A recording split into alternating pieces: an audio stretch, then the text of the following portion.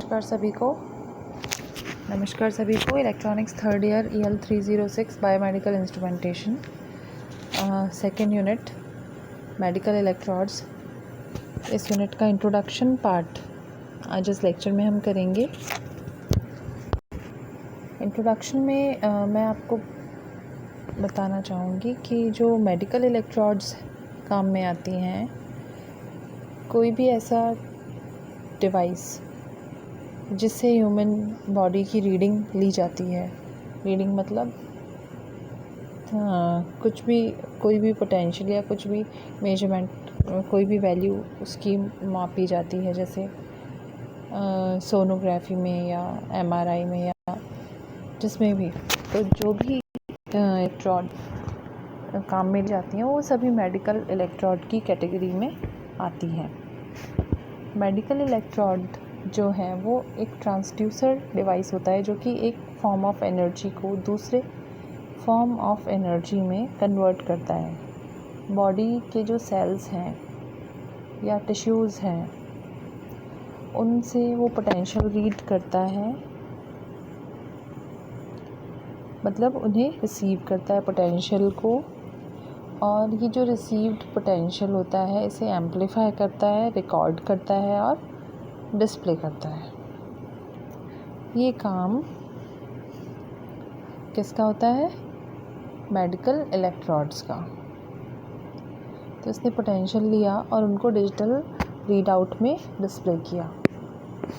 तो ये हो गया one form of energy converted into another form of energy. Practical considerations जो है मेडिकल इलेक्ट्रोड्स की, इस हेडलाइन का मतलब ये है कि क्या क्या ऐसी ख़ास बातें हैं जो होनी चाहिए मेडिकल इलेक्ट्रोड्स में, या ऐसे कहें कि क्या प्रॉपर्टीज़ मेडिकल इलेक्ट्रोड्स की होनी चाहिए।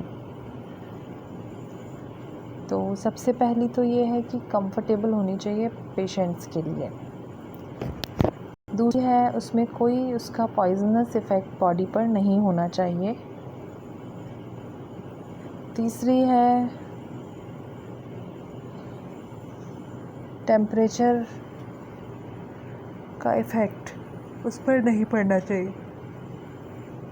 यदि टेम्परेचर हाई है तो रीडिंग गड़बड़ करे, या टेम्परेचर बहुत लो है तो रीडिंग गड़बड़ करे, या मेल्ट हो जाए या फ्रीज़ हो जाए, या उसकी किसी प्रॉपर्टी में चेंज हो, ऐसा कुछ भी नहीं होना चाहिए। और नॉइज़ का भी कोई प्रभाव नहीं पड़ना चाहिए उसकी रीडिंग्स पे, है ना। और साथ ही साथ कंपैटिबिलिटी उसकी अच्छी होनी चाहिए। अलग अलग पेशेंट्स होंगे, सबके साथ कंपैटिबल हो, ठीक है।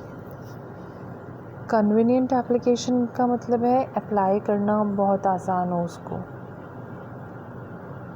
किसी एक्सपर्ट की ज़रूरत ना हो, और इनकेस एक्सपर्ट भी यदि अप्लाई करें तो उनके लिए भी कॉम्प्लिकेटेड प्रोसेस ना हो। सिंपली एप्लीकेशन जो है वो सिंप्लिसिटी के साथ होनी चाहिए इसकी।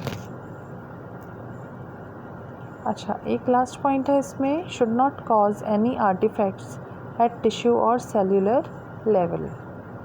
यानी यदि वो सेल्यूलर लेवल या टिश्यू लेवल पे आप उसको घुसा रहे हैं, बॉडी में इंसर्ट कर रहे हैं,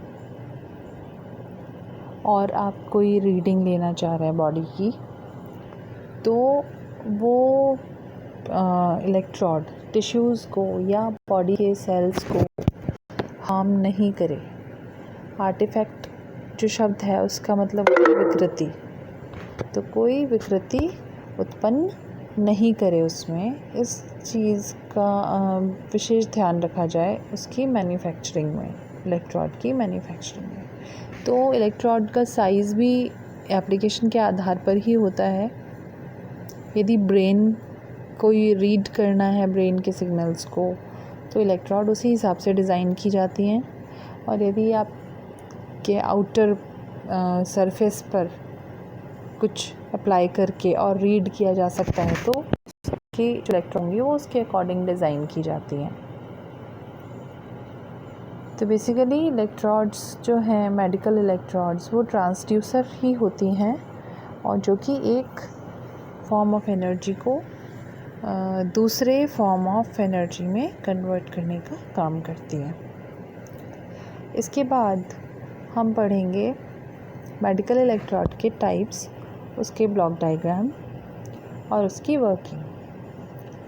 आज के लेक्चर के लिए अभी के लिए इतना ही। Thank you.